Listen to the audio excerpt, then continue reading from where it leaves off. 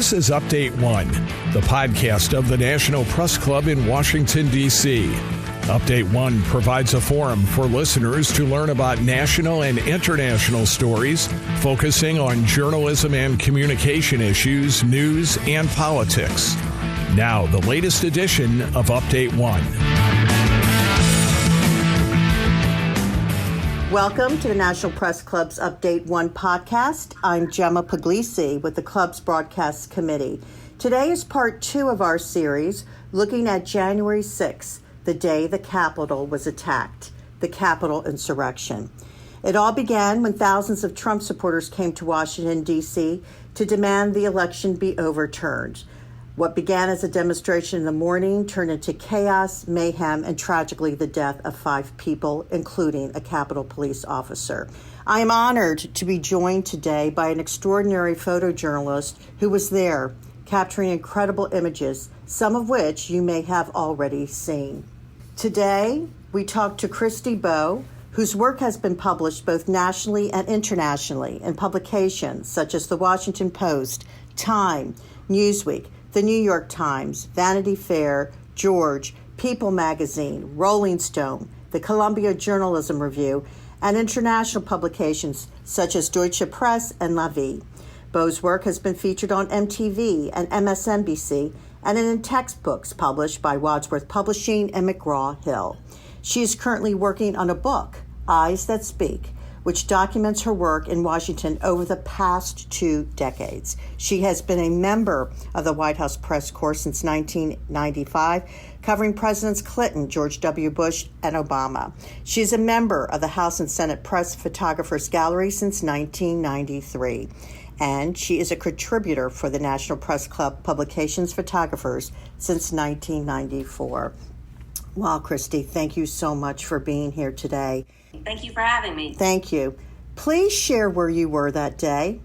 How did it all start? What did you see and what did you hear?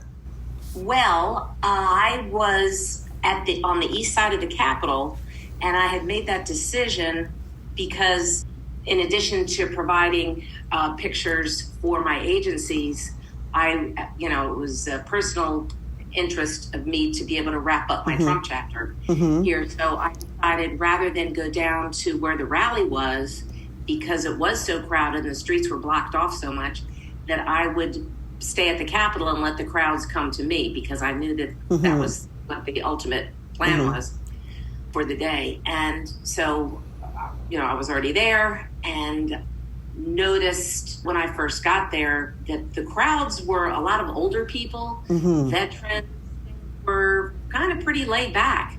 And again, this is the east side of the Capitol. And everyone was listening on their cell phones. Everybody had their cell phone out and was listening to Trump's speech. I was, just working the crowd, walking around, taking pictures and talking to people. And then after the speech ended, then I was out on Constitution Avenue and could see thousands of people coming up Pennsylvania Avenue. And then they made people, diverted them from coming straight up Constitution. They made them go over to the right of the Capitol. And that was that. But the police were clearly, and there was not that many, Capitol Hill police. And they were seeing the same thing I was photographing. And you could see their body language change where, they were tensing up going, this is a lot of people that are coming. And then things started picking up. The mood started changing and things started to get more tense. It became a totally different environment where I turned around during the middle of this as things started heating up and more people started coming. I found I'd lost my cell phone. Oh, my gosh. And that was a big crisis. Did you find it? Well, that's the thing. I kept calling it, and then other people were calling it for me, and I was ready to offer rewards. And this wonderful man, who was a former Vietnam vet, ended up finding my phone. The chances of that happening with the tens of thousands of people were just phenomenal. Right. But there was a tree in the middle of the area that these people had climbed up and had banners and protesters, and they were up like 20 feet in the air. And I said, let's meet under them because you can see them from wherever you are. Right. And I can as well. And it was a beautiful moment in the middle of chaos. Wow. But this man wouldn't even accept a reward and returned my phone. Right after that happened, I turned and I'm walking to continue photographing the crowd and come up with what people were saying were the Proud Boys. And they were walking right towards me like gunslingers. There was like 10 of them. And then they saw my pass and started screaming, "F the media," and started chanting that. So I realized at that point I needed to take my pass and stick it in my jacket and no longer be, displaying that I was a member of the media, because it was becoming a dangerous situation. Other people started screaming fake news, this and that. And then we went over behind the riot fencing, and a gentleman came over to me, to the woman standing next to me who was older, and he said, "You better get out of the way because my people are getting ready to break the fence down." And so I said, "Oh, really? Like exactly where?" So that I could be ready, to take a picture. And it was like 25 yards away. And inside of a couple of minutes, police came from everywhere in riot gear. There was 10 or 15, 20 police officers came trying to block them from breaking the fence down. And then more and more people were filtering in. And it was kind of like our little stream merging with the big river of the crowd that was coming up alongside of the Capitol from the speech. And again, they were more and more agitated. Prior to that, Vice President Pence came in and his motorcade, and people really didn't pay much attention to him coming in because this was just prior to the vote that he had come in, and that was uneventful. But then with the crowd getting ready to break the riot fences down, this crowd did succeed, even though all the police officers were trying their best to hold them back. The fence came down, people broke through, and then like a domino effect, all the riot fences started coming down and everybody was shoving the fences. And then our crowd of people coming from behind the riot fence merged with the people coming directly from the rally. And then as one giant group, everybody was heading for the stairs. And then people were chanting, "Hang Mike Pence, hang Mike Pence." And it just was very disturbing what a large mob, and they were so out of control, and they were, also chanting "Stop the Steal," right, and USA, and then the police retreated. They were just very understaffed. Right. And so you have like 10 of them standing at the bottom of the stairs trying to keep the crowd back, and you've got thousands of people coming at you. I mean, they had to retreat.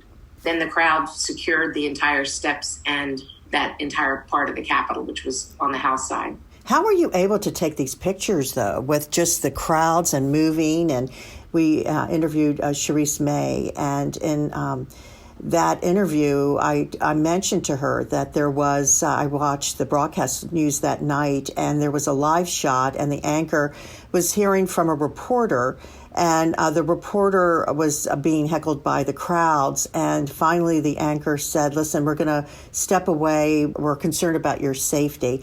How were you able to move around? Because you finally said you took away your credentials so that you would be safe. But how were you able to move around? And, how were you able to take these images? Because it was definitely difficult. There were so many people there. The crowds were incredible. Right. Yeah, it's hard. When you've been doing this for 25 years, this, is not my first rodeo.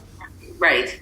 But this is the most unique and most extreme one I've ever covered here, because it turned into a combat situation, more so on the west side of the Capitol than the east Capitol where I was. Right. On the west Capitol is where they broke the windows. I was there yesterday, and on the inside they haven't repaired the windows yet. And so they're still all boarded up, and you can see where people actually did come through and broke into some of the offices. They were repairing the doors and things like that. But the west side of the Capitol really is where most of the violence was happening. And I was heading to go around that way, and the protesters were setting off tear gas grenades themselves. Then later on the police did, but the tear gas was flying by the time I was coming around the corner to go there. Okay. And then I said, well, I don't have any protective equipment. Right. I don't have a gas mask. I don't have any of that. So So I backed off at that point. From the images that you took, because you are a seasoned pro, you have covered so many events, and thank you for sharing that. I was going to ask you, how did this relate to some of the other incredible stories you covered? Of some of the images that you took, can you tell me two of the most that were impactful for you? I would have to say the police trying to hold that riot fencing back in force. You can see them just really giving it all that they had. And these were big guys. Right. And then also when the crowd was surging to the top of the stairs, taking control there, seeing the police flee as the crowd is coming right at them. And they're running for their safety up to the top. And then, of course, another picture I think that said a lot was all the Trump flags and things like that, and the American flags, and people waving that, just completely having overtaken the steps and the top of the steps, and right outside the doors, and they were pounding on the doors and all. This was an all-day event, obviously, and you shared with us being there, in the morning, capturing all these images. At what point was it all clear in a way that you finally left after a very long day? I left with a tear gas was coming, and I was unprotected. At that point, you left. You just felt I had to leave. I didn't have the protective gear to be able to continue shooting, to continue videotaping. And what were your thoughts as you ran back home and kind of reflected on the day? That I had seen history that people are going to be speaking about this for a long time.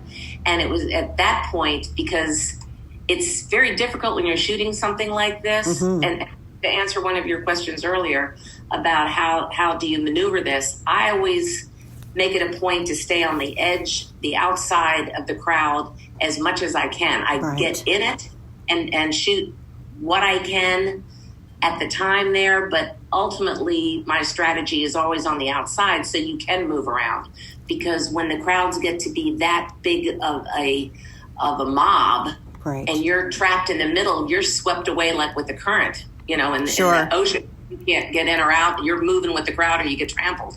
Also, when you're shooting something like this, unless you're listening to your cell phone, which you can't because you're busy focusing on taking the pictures, so you depend on listening to other people's cell phones that are listening to the news live. In this case, people weren't really listening to the news. Right. They were just listening to Trump's rally and his words. Exactly. And then after that, nothing. So as people on the ground outside, we don't know what's going on.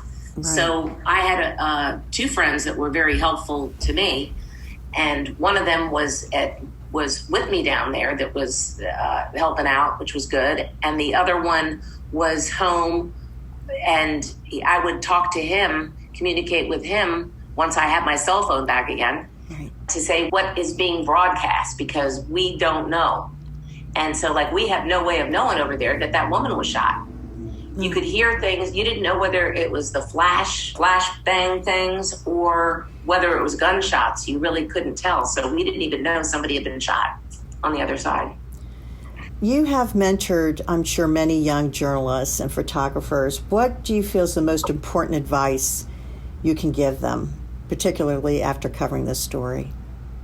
I think I would say to really keep your ears open and try to be safe and protect yourself, but be as prepared as you can.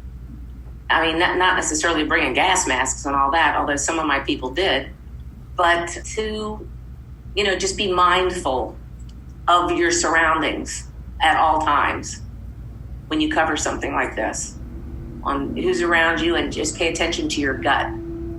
If you feel the mood changing, then you need to act appropriately.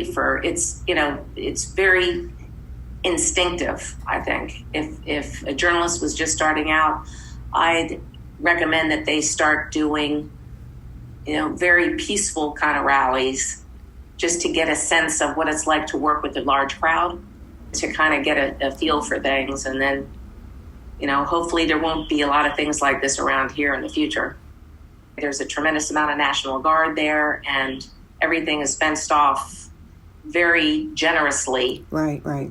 Where the National Guard will have ample opportunity to protect. To protect. Yeah.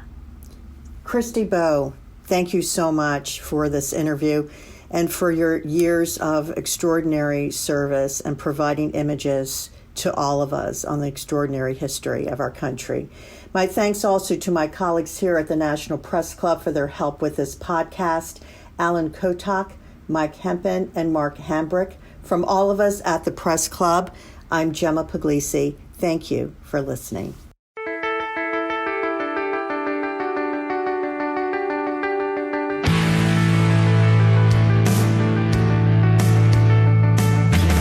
Update 1 is a production of the National Press Club's Broadcast Podcast Committee.